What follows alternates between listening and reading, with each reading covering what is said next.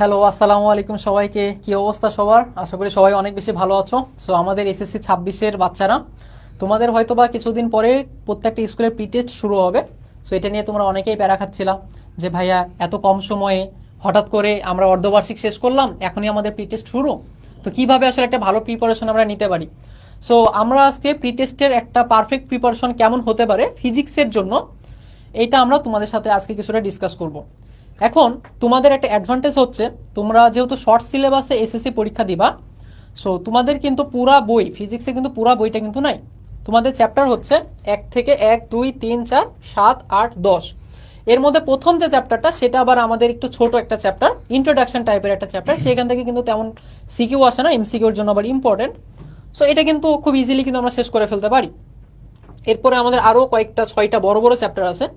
So তোমাদেরকে কিন্তু pre টেস্টে সিকিউ লিখতে হবে 5টা, রাইট? 5টা অথবা 4টা, কারণ তোমরা জানো যে নতুন যে কারিকুলাম আছে সেখানে আবার শর্ট কোশ্চেন আছে। সো তোমাদের এমসিকিউ থাকবে, শর্ট কোশ্চেন থাকবে এবং সিকিউ থাকবে। সো সিকিউ সম্ভবত তোমাদের 4টা লিখতে হবে। সো তুমি যদি এখান থেকে কয়েকটা চ্যাপ্টার একটু ভালো মতো পড়ে যাও, তাহলে কিন্তু তুমি সিকিউ কমন পেয়ে যাবে। সাপোজ তুমি 4টা চ্যাপ্টার পড়লা, প্রত্যেকটা চ্যাপ্টার থেকেই কিন্তু সিকিউ আসবে। তো 4টাও যদি পড়ো, 4টা থেকে কিন্তু 4টা সিকিউ আসবে। সো 4টা সিকিউ যদি ঠিকমতো অ্যান্সার করতে পারো তাহলে তো হয়ে যাচ্ছে। সো তুমি যদি প্রি টেস্টের আগে পুরাটা যদি শেষ নাও করতে পারো, পুরা সিলেবাস, এরপরেও কিন্তু তোমার প্যারা খাওয়ার কোনো কারণ নাই, কারণ তুমি কিন্তু অনেক ভালো একটা সিকিউর প্রিপারেশন নিতে পারবা। অনেকেই বলতে পারো ভাই এমসিকিউতে কি হবে?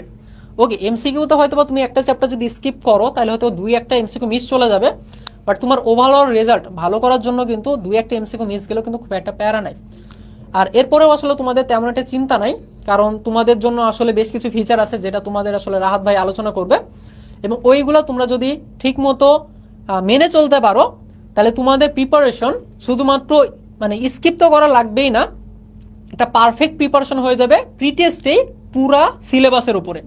অর্থাৎ প্রি টেস্ট দিতে দিতেই তোমরা পুরা সিলেবাসের উপরে কিভাবে একদম পারফেক্ট একটা কি বলে মানে পারফেক্ট একটা প্রস্তুতি নিতে পারবা, সেটা নিয়ে আর কি স্টেপ বাই স্টেপ গাইডলাইন আর কি তোমাদের রাহাত ভাই এখন তোমাদের সাথে শেয়ার করবে।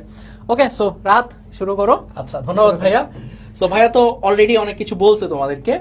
তো তোমাদের অলরেডি 7টা চ্যাপ্টার আছে পরীক্ষাতে, এবং ভাইয়া এটাও বলছে যে প্রত্যেকটা চ্যাপ্টার থেকে কিন্তু সিকিউ আসবে। তো যারা আমি পুরা ওভারঅল আমাদের যে অডিয়েন্স তোমরা যারা দেখতেছো ভিডিওটাকে, এসএসসি 26 ব্যাচের পুরো অডিয়েন্সটাকে আমি 2টা ভাগে ভাগ করতেছি। নাম্বার 1 ভাগ হচ্ছে যারা আমাদের একাডেমিক প্রোগ্রামের স্টুডেন্ট অলরেডি আছো তারা, এবং আরেকটা ভাগ হচ্ছে আমাদের হচ্ছে যারা বাকিরা, যারা একাডেমিকের স্টুডেন্টে তোমরা ভর্তি হও নাই, একাডেমিক প্রোগ্রামে তোমরা ভর্তি হও নাই। এবার অলরেডি কিন্তু আমরা একাডেমিক প্রোগ্রামে তোমাদের